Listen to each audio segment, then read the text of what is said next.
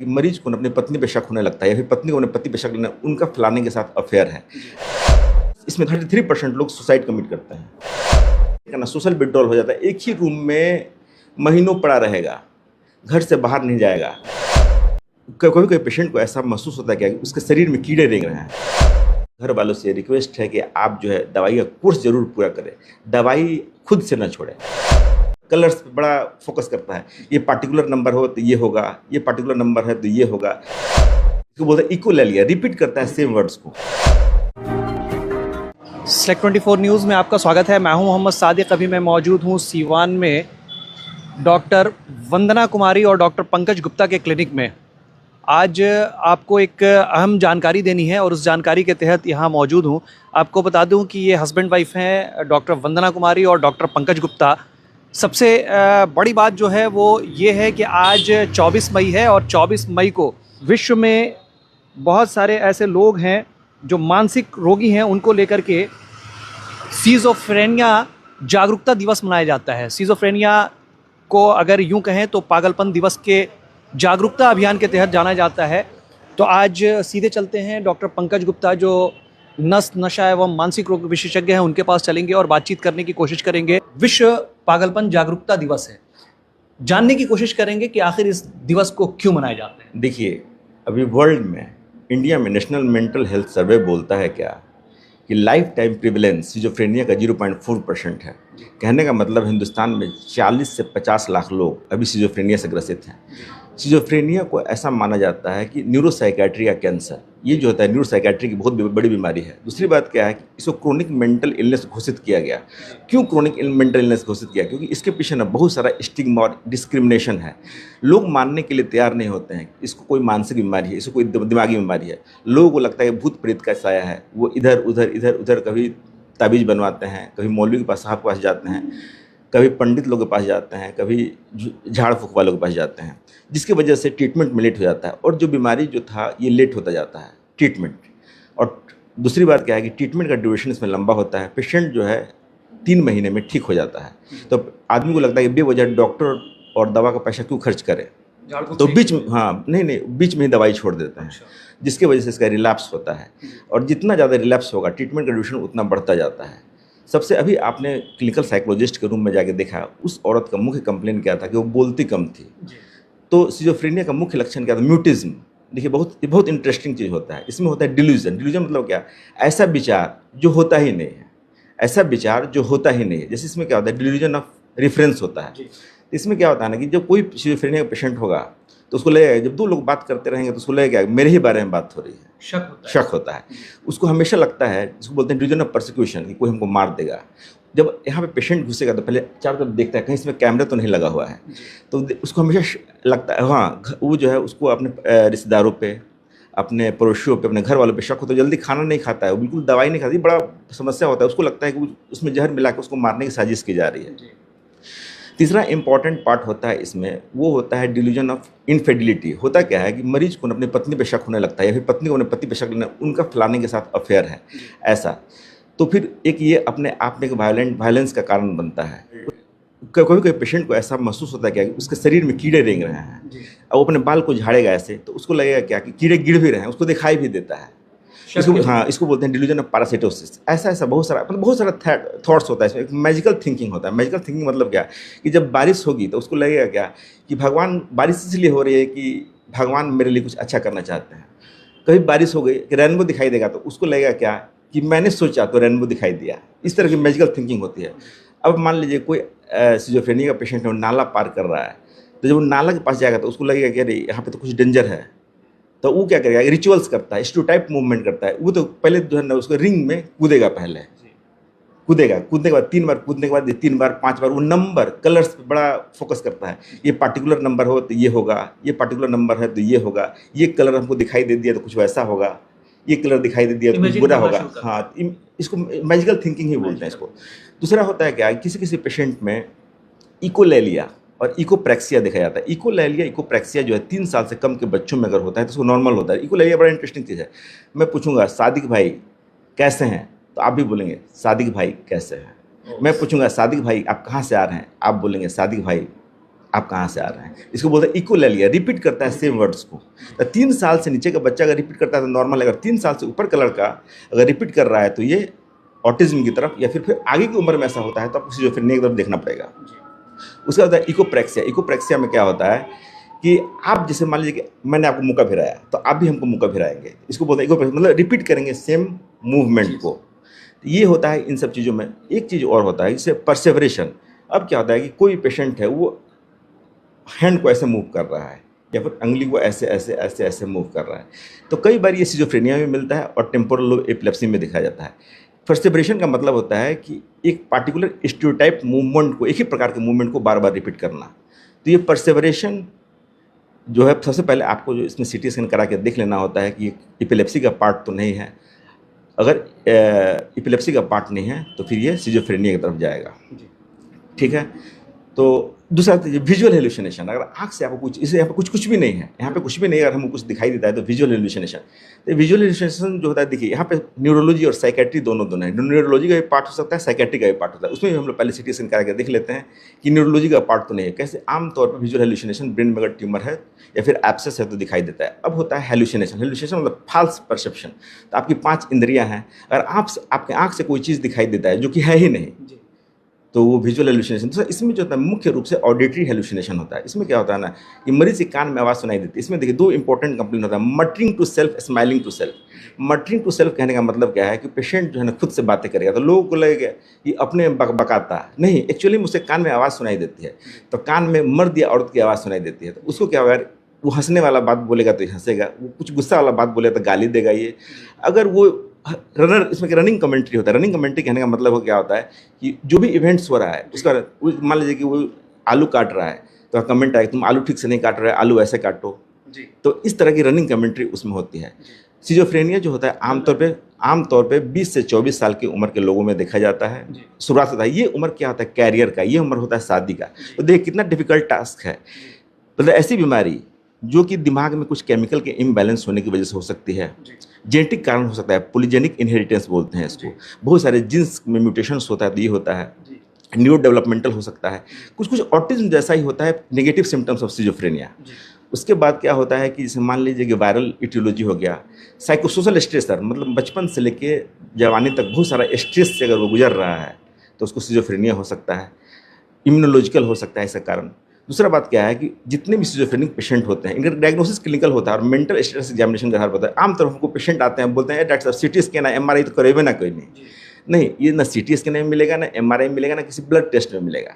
ये जो होता है क्लिनिकल डायग्नोसिस हम लोग देख के पहचानते हैं सिम्टम वाइज। यानी तो मेंटल स्टेट्स एग्जामिनेशन होता है, उसमें उसका एग्जीक्यूटिव फंक्शन हम लोग देखते हैं कि वो कितना एफिशिएंटली काम कर रहा है, उसका थॉट प्रोसेस क्या है, उसका परसेप्शन क्या है, ये सब चीज़ देख के हम लोग इसको डायग्नोस करते हैं। अब क्या होता है कि 33% लोग सुसाइड कमिट करते हैं। सुसाइड भी होता है? हाँ, सुसाइड कमिट करते हैं सिजोफ्रेनिक। 33% लोग सुसाइड कमिट करते हैं, उनमें से 10% लोग की मृत्यु होती है सुसाइड से। ये बहुत मतलब इसका इम्पोर्टेंट पहलू है। अब क्या है कि घर वाले या तो उसको पागल घोषित कर देते हैं। आप ना बताने की जरूरत नहीं है, आप स्टेशन पे जाइए, आप बुनिया रोड होते स्टेशन जाइए, आपको 10 सिजोफ्रेनिक पेशेंट दिखेंगे, वो नंगे घूमते हुए मिलेंगे, हाथ में गंदा झोला, होर्डिंग करते हैं, मतलब पूरा कचरा बीनते हैं और जूठा खाना उठाते हैं, जूठा खाना खाते हैं। ये होता क्या है, घर से लोग निकल जाते हैं, कोई ट्रेन पर, कोई हैदर। सर तो उसका कारण क्या है कि क्यों वो जूठा उठाने लगते हैं, क्यों गंदी चीज़ों को उठाने लगते हैं? उसका उनका दिमाग काम नहीं करता, एक्चुअली उनका दिमाग काम नहीं करता, कॉग्निटिव फंक्शन डिस्टर्ब हो जाता है। अब होता है कि बहुत सारे हमारे पेशेंट आते हैं तब ऐसे मतलब देखिए लोकल स्टिग्मा है इसके बारे में।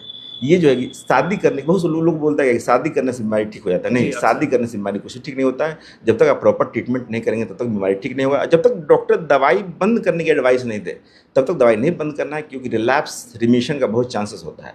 आमतौर पर अगर पहला एपिसोड है, ज़िंदगी में पहली बार हुआ है, तो 1 साल के ट्रीटमेंट में ठीक हो जाता है, जिसमें पेशेंट जो 3 महीना बाद बहुत एफिशिएंट हो जाता है, बहुत अच्छा हो जाता है। लेकिन होता क्या है कि उसके आगे लोग सोचते हैं अब कहा कि पैसा बर्बाद करिए। उसके आगे का जो 9 मंथ पीरियड होता है उसमें जैसे रिमिशन ट्रीटमेंट होता है। वो रिमिशन ट्रीटमेंट क्या, मेंटेनेंस ट्रीटमेंट की, भविष्य में ना हो करके ऐसा करके। अब क्या होता है, या तो ट्रीटमेंट फेल हो गया, या फिर दवाई छोड़ दिया, या फिर दूसरा एपिसोड हो गया, तीसरा एपिसोड हो गया, चौथा एपिसोड हो गया, तो ट्रीटमेंट का ड्यूरेशन 5 साल हो जाता है।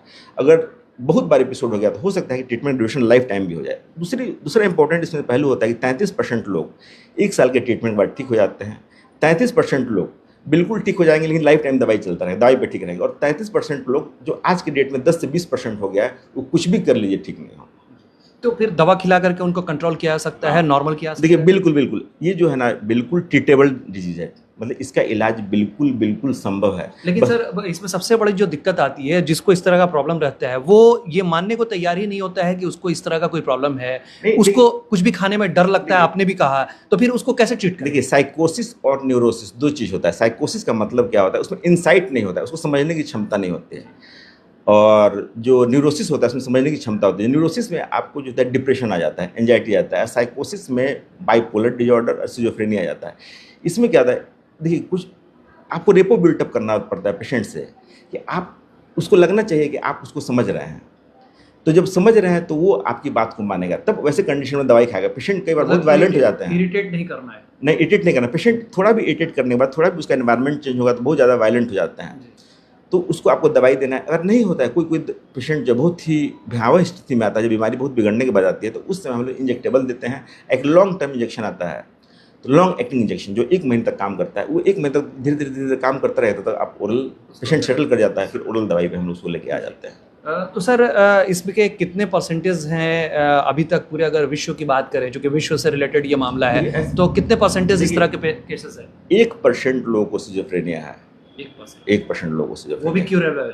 हाँ बिल्कुल क्यूरेबल है। बस उसमें क्या है, 1% में, अब छोड़ दीजिए, मान लीजिए 100 लोगों को सिजोफ्रेनिया है, तो उसमें 20% लोग ऐसे हैं जिनका क्योर किसी भी हाल में नहीं है।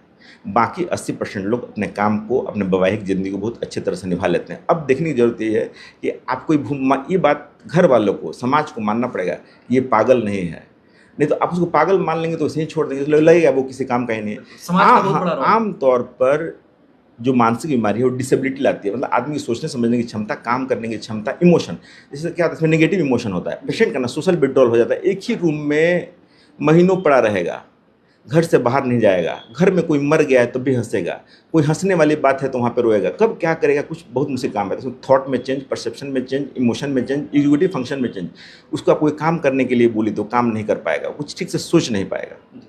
आज जिस तरीके से इस टॉपिक पे हम लोग बात कर रहे हैं, लोगों को क्या एडवाइस करना चाहेंगे, खास करके समाज, क्योंकि समाज का भी बहुत बड़ा रोल है। लोग अक्सर ढेला मारना शुरू कर देते हैं, बच्चे उसको चढ़ाना शुरू कर देते हैं, और जो पेशेंट है वो दिनों दिन क्रॉनिक होता चला जाता है। देखिए सबसे इंपॉर्टेंट पार्ट क्या है कि सोशल इग्नोरेंस की वजह से वो नशे के शिकार हो जाते हैं। आमतौर पर मेंटल इलनेस के पेशेंट, खासकर सिजोफ्रेनिक, जब उनका कॉग्निटिव फंक्शन डिरेंज्ड होगा, जब लोअर साइड में जाएगा, तो इसमें गांजा लेना बहुत बहुत कॉमन है। गांजा लेना शुरू करते हैं। गांजा क्या करता है कि टेम्पोरली उसका कॉग्निशन, उसका इंटेलिजेंस और उनके जजमेंट को थोड़ी देर के लिए बढ़ा देता है, तो उनको थोड़ा बेहतर लगता है। उनको लगता है हम आम आदमी की तरह ही हैं। ऐसे लोग जो है बहुत कुछ तो नहीं कर पाते। जैसे क्या होता है, जैसे जॉब में गए, बीमारी हुआ, जॉब छोड़ दिए, स्कूल में अच्छा कर रहे हैं, यूपीएससी की तैयारी कर रहे हैं, सडनली ऐसा कुछ हुआ, ये बीमारी का अटैक हुआ और वो पढ़ाई छोड़ तो देते हैं। सर इसके होने के कारण क्या है, किस रीज़न से ये प्रॉब्लम होने लगती एक डोपामिन नाम का केमिकल होता है, उसका दिमाग के डिफरेंट डिफरेंट एरिया में वो होता है, उसका इम्बैलेंस हो जाता है, जिसके वजह से बीमारी होता है। लेकिन क्या है, उसके लिए बहुत ही एफिशिएंट दवाएं हैं और हर तरह की दवाएं हैं। आप लीजिए, ज़रूर लीजिए। घर वालों से रिक्वेस्ट है कि आप जो है दवाई का कोर्स ज़रूर पूरा करें, दवाई खुद से न छोड़ें। और कई बार लोगों का सब्र खत्म हो जाता है, डॉक्टरों की दवाइयाँ काम नहीं करत। होता क्या, यूजुअली ना मानसिक दवाई को काम करने में 4 से 6 हफ्ते लगता है। इतना सब्र जरूरी है, इतना सब्र अगर आप करते हैं तो आपको कहीं भी जाने की जरूरत नहीं है। जो ट्रीटमेंट सिवान में होता है वही ट्रीटमेंट न्यूयॉर्क सिटी में होता है, साइकेट्री के मामले में कम से कम। अक्सर लोगों के जहन में एक धारणा रहता है कि बड़े शहर में चले जाएंगे तो शायद बेहतर हो जाएगा, लेकिन ऐसा कुछ है नहीं। पेशेंस रखना है, लोगों को इंतजार करना है। हाँ देखिए, इसमें एक और सिम्टम होता है। जैसे कल एक पेशेंट आया, तो उसको बोलते हैं ऑटोमेटिक ओबीडियंस। ऑटोमेटिक ओबीडियंस का मतलब क्या, कि वो आगे बैठा हुआ था, हमसे दिखा रहा था, तो एक आदमी आया तो खुद से खड़ा हो गया। ऑटोमेटिक ओबीडियंस मतलब खुद से ओबीडियंस उसने हो गया। नेगेटिविज्म बोलते हैं इसको। उसमें क्या होता है ना कि जो आप बोलेगा उसको ठीक उल्टा करेगा। अब हम आपको बोलें कि अपना जीभ बाहर निकालिए, इस पर पिन मारना है, तो आप जीभ बाहर निकालेंगे नहीं निकालेंगे, लेकिन वो फट से निकाल देता है। ठीक है, उसको सोचने सोचने समझने सलाहियत नहीं। उसको वैक्सी फ्लेक्सिबिलिटी बोलते हैं। उसको क्या करेंगे, उसका हाथ आप उसको टेढ़ा कर दीजिए। अब क्या, घंटों ऐसे ही पड़ा रहेगा वो, उसको कोई फर्क नहीं। इसको वैक्स जैसे मोड़ देता था, वैक्सी फ्लेक्सिबिलिटी। इस ऊपर एक लड़की थी, वो 2 महीने से इसी पोस्चर में बैठी रहती थी। जब हम कॉलेज में थे तो 2 महीने से कुछ नहीं बोलती थी। अब बाल पूरा जटअप बना हुआ था, क्योंकि ऐसे लोग ना अपना खुद का केयर नहीं कर पाते हैं, तो वो स्टूपर हो जाता है, तो सोशल विड्रॉल हो जाता है, लोगों से मिलना जुलना कम हो जाता है, इमोशन में फ़र्क पड़ता है, परसेप्शन में फ़र्क पड़ता है। उनको आँख और कान से आवाज़ सुनाई देती है, आँख से दिखाई देता है, अलग बिना खाए ही अजीब अजीब टेस्ट, गस्टेटरी हेलुसिनेशन उसको बोलते हैं, ऑल्फैक्टरी हेलुसिनेशन। अगर कोई स्मेल नहीं भी है तो उनको स्मेल सुनाई देता है। हालांकि ये दोनों चीज़ें गस्टेटरी और ऑल्फैक्टरी टेम्पोरल लोब एपिलेप्सी में भी मिलता है।